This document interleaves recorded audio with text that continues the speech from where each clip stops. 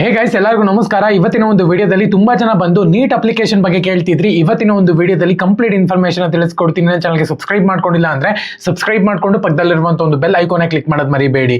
So ಬನ್ನಿ ವಿಡಿಯೋನ start ಮಾಡೋಣಂತೆ.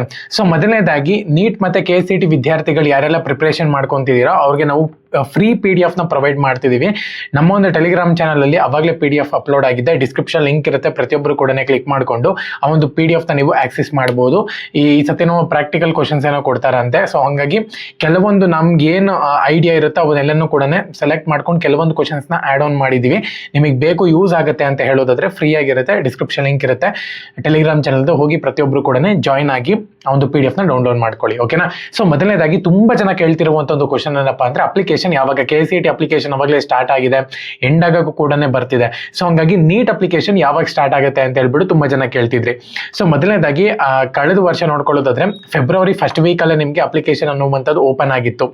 I think 7th or 8th ಅಂತ ಅನ್ಕೊಂತೀನಿ. ಈ ಎರಡು ಡೇಟ್ ನಲ್ಲಿ ಓಪನ್ ಆಗಿತ್ತು. ಹಂಗಾಗಿ ಯಾಕಪ್ಪ ಅಂದ್ರೆ KCET ನವರು ಬೇಗ ಅಪ್ಲಿಕೇಶನ್ ಸ್ಟಾರ್ಟ್ ಮಾಡ್ಬಿಡ್ತಾರೆ.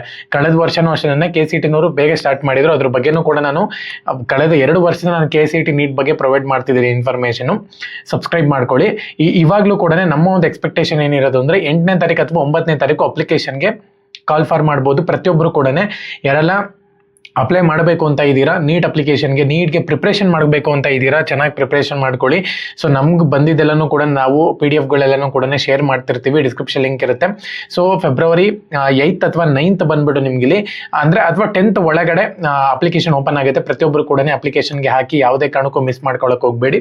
ಸೊ ಇನ್ನೇನ ಇನ್ಫಾರ್ಮೇಶನ್ ಇತ್ತು ಅಂತ ಹೇಳೋದಾದ್ರೆ ಖಂಡಿತವಾಗ್ಲೂ ಕೂಡ ಶೇರ್ ಮಾಡ್ಕೊಡ್ತೀನಿ.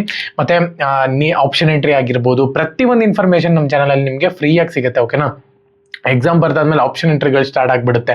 ಆಪ್ಷನ್ ಎಂಟ್ರಿನಲ್ಲಿ ಕಾಲೇಜಸ್ ಚೂಸ್ ಮಾಡೋದಾಗಿರ್ಬೋದು, ಕೌನ್ಸಿಲಿಂಗ್ ಆಗಿರ್ಬೋದು, ಪ್ರತಿಯೊಂದು ಇನ್ಫಾರ್ಮೇಶನ್ ಕೂಡ ನಾನು ನಿಮಗೆ ಶೇರ್ ಮಾಡ್ತೀನಿ.